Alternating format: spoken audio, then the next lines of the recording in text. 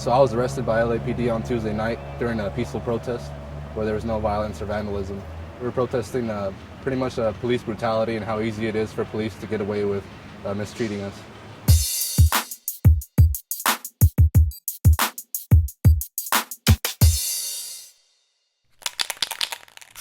Some guys were over there playing the guitar, singing. You know, we were in front. The police had us they actually seemed like they were accommodating us at first. Like, okay, you guys are in this section. We're going to let you do your thing. Somebody got word that there was another group over by Staples Center that was taking harassment from the police. So we decided to march. Like, we had great people. We just had more and more people coming out.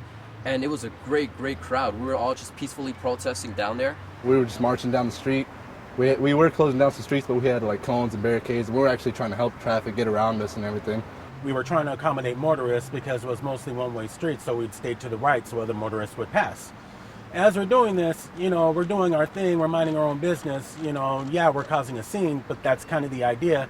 We're actually getting a lot of support from the motorists. And so about the time we got to around the corner from 9th and Flower, we saw in the distance Staples Center, but they had us cut off. More cops showing up, blocking us, and eventually barricading us, and coercing us into like this little corner. There were units like kind of flanking us on the side, keeping us up on the side streets. When we got to that area, they started getting more aggressive. Like they started it's like they were trying to direct us. When we got to 9th and Flower, there was a little bit of confusion. Like some of the group went one way and a few of us were kind of hesitant because we were going the other way. So when we tried to catch up with the main body of the group at 9th and Flower, that's when they cut us off. Like, it was like military tactics almost, like they were waiting for the opportunity to like divide and conquer. And we were just surrounded by riot police at one point with no warnings or anything. And the first warning I got was turn around and walk the other way or we're gonna hit you. I turned around and walked the other way. I wasn't trying to get beat down, yeah.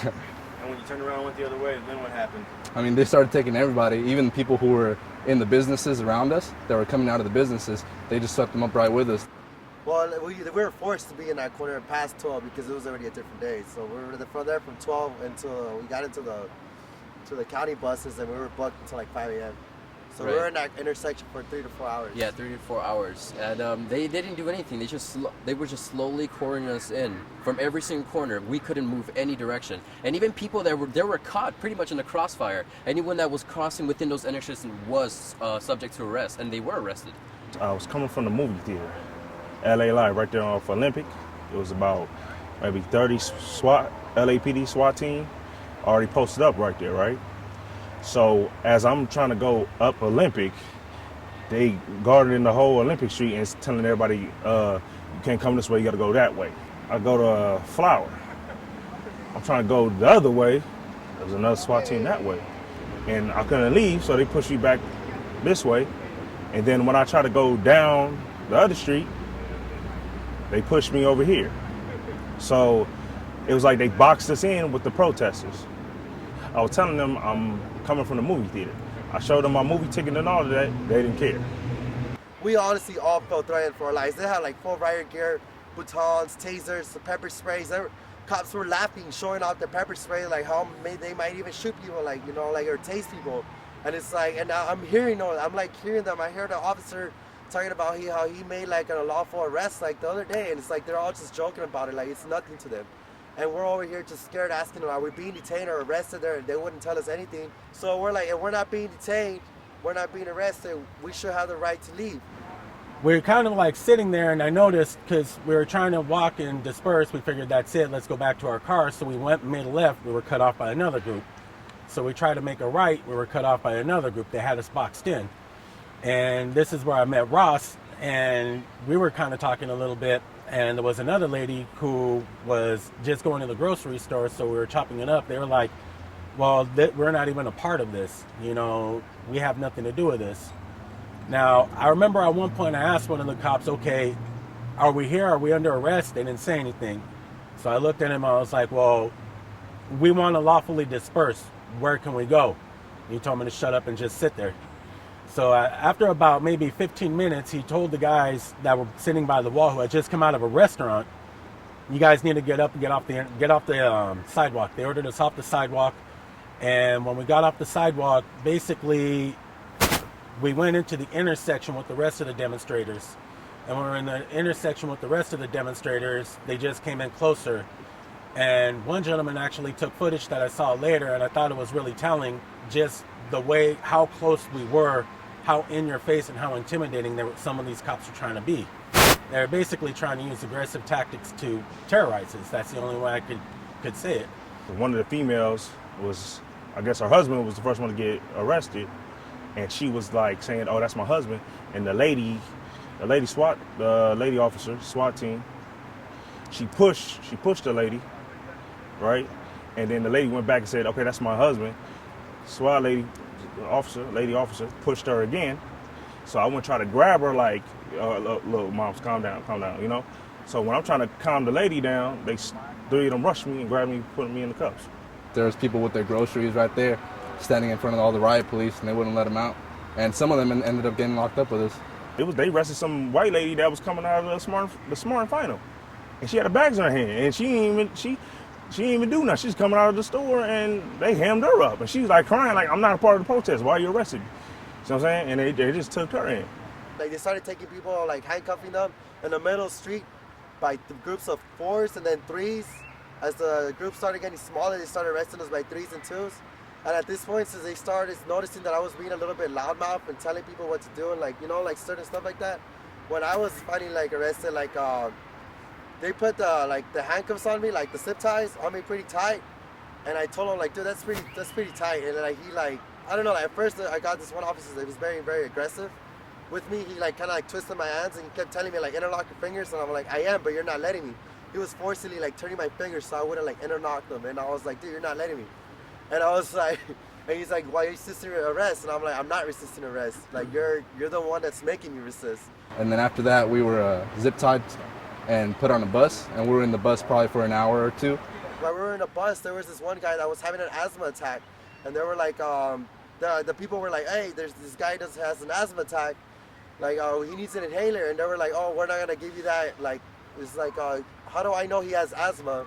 And like, and then some other people were like, "Who are you to say that he has asthma or not? You're not a doctor, you know. You're just a booking officer, if anything." Like, so after that, like this guy almost fainting until finally, like, he got out of the bus for, like, you know, for medical reasons. And then I overheard the other officer like telling him like, "Why didn't you do anything about this?"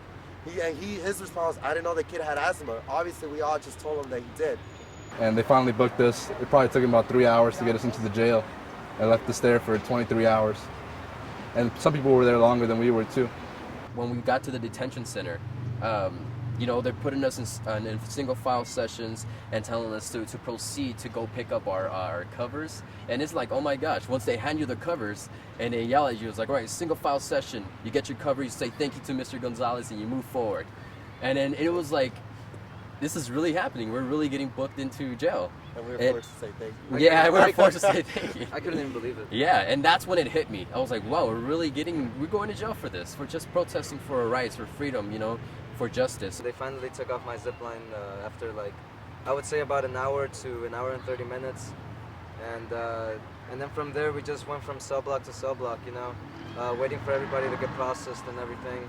And I need to point out that we're vegetarian, but speaking for myself though, I didn't get fed until, I would say, 12 to 15 hours. We weren't fed for a very long time. Over 12 hours, definitely. We had our zip ties on for such a long time. Even when we were outside the buses, we were just booked into these holding cells, and we had them on still within then.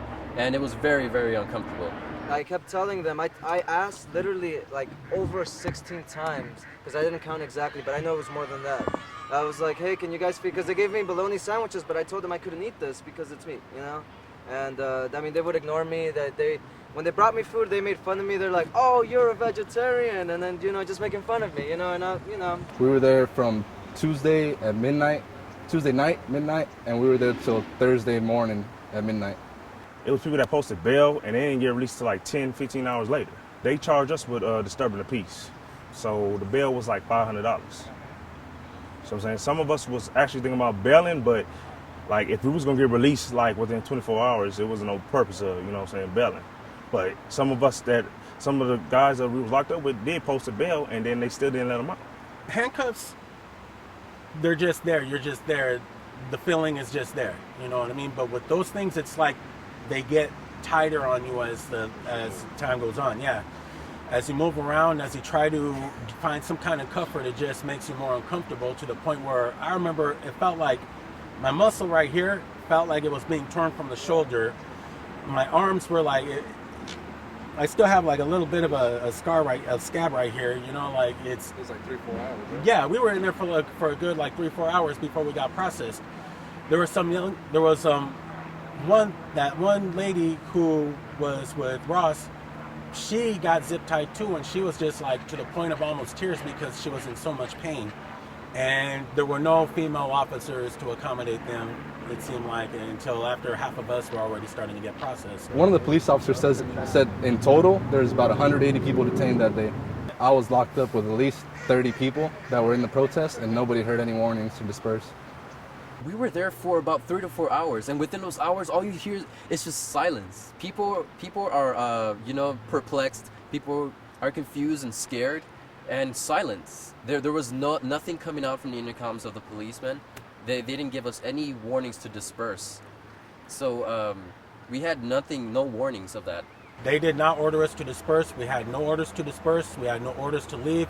We were given no warnings whatsoever. I asked them, are we under arrest? No answer. I asked them, could we lawfully disperse? No answer.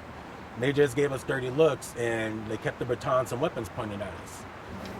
It was already midnight, you know? Protest was already winding down. It was dying down. We had probably 30, 40 people. It seemed like a reasonable place to stop, you know? It wasn't like we had to keep going or anything like that. We had already done our thing. And I think it's worth mentioning there were over 100 cops there. Probably my brother, whom I was with, estimated 150. So basically, the cops outnumbered the protesters at this point, right? Yes. Yes. If I would have heard you're going to be under arrest, you need to disperse, I would have dispersed. I wasn't ready to go to jail. I had to be at work the next morning. My car was parked down the street. I got $200 some in parking tickets, you know. Because of that, now my job, I guess they're thinking about letting me go because I was supposed to do, I do security.